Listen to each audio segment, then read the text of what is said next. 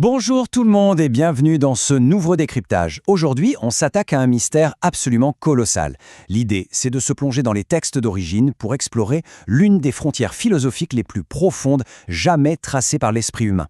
On va mettre les petits débats du quotidien sur pause un instant, juste pour essayer de comprendre l'essence pure de ce qui nous entoure. C'est parti. Alors pour entrer directement dans le vif du sujet, il faut se poser une question qui donne un peu le vertige. À quoi ressemble la réalité de manière totalement indépendante de l'expérience humaine? Il y a vraiment de quoi y réfléchir une seconde. On perçoit le monde à travers de multiples filtres, pas vrai? La vue, le toucher, l'ouïe. Mais si on enlève absolument tous ces capteurs sensoriels, qu'est-ce qu'il reste? Vraiment, tout au fond. C'est exactement ce mystère central de la perception qu'on va démêler ensemble. Et pour ça, on attaque la première partie, le concept de Kant. C'est une idée fondatrice, et sa radicalité est tout simplement fascinante. On parle ici de la chose en soi. C'est le terme exact qui a été inventé pour désigner cette réalité pure. Concrètement, c'est la réalité telle qu'on pourrait la penser de manière totalement indépendante de toute expérience possible. Le point vraiment crucial ici, c'est l'isolation totale. C'est l'idée de déconnecter intellectuellement le monde de notre grosse machine sensorielle humaine, juste pour essayer d'imaginer son existence à l'état brut. Voici une citation qu'il est indispensable de garder en tête. La réalité telle qu'elle pourrait être pensée indépendamment de toute expérience possible. Il faut vraiment laisser ces mots résonner. Essayer de concevoir une chose qui, par sa nature même, exclut toute expérience vécue, c'est un véritable tour de force pour l'esprit. Ça revient à accepter qu'il existe une dimension du réel complètement autonome. Quelque chose qui n'a besoin d'absolument aucun observateur pour exister. Ce qui nous amène à la suite. Ce qu'il y a au-delà du phénomène sensible. Pour bien comprendre, il faut cartographier cette frontière. D'un côté, on a le phénomène. C'est le monde sensible, la réalité filtrée par nos sens. Par exemple, l'apparence, la couleur ou le goût un peu sucré d'une simple pomme. Et de l'autre côté, en opposition totale, on a la chose en soi. C'est un monde totalement autre.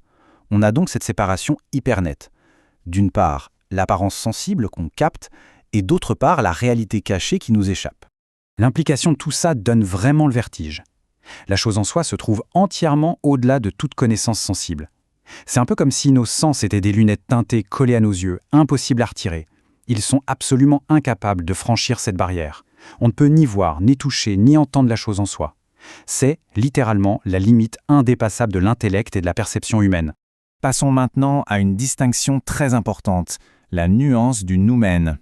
Alors, attention, c'est ici qu'il faut être très précis. Même si le concept de chose en soi est extrêmement proche de celui de noumen, il ne faut surtout pas les confondre. La ligne est fine, mais elle change tout. Le noumen, c'est un objet qui ne peut être compris que par l'intellect pur, sans aucune aide des sens. Prenons une idée mathématique très abstraite par exemple. La chose en soi, par contre, ça désigne vraiment cette réalité inconnaissable qui se cache derrière les objets physiques. Garder cette petite différence en tête, c'est ce qui permet d'apprécier toute la rigueur et la beauté de la pensée kantienne. Explorons enfin la dernière partie, l'héritage mondial de ce concept. L'impact de cette simple idée a été monumental, bien au-delà de son époque. Ce concept a été ardemment débattu, réutilisé et même critiqué par d'innombrables penseurs occidentaux par la suite. Mais le plus captivant, c'est sûrement de voir les parallèles mondiaux. L'idée de spéculer sur une réalité fondamentale cachée derrière les grandes illusions de la perception, c'est au centre même de nombreuses philosophies orientales. On peut penser au concept de la Maya, par exemple. C'est un pont absolument fascinant entre la pensée de l'Occident et la sagesse millénaire d'Orient.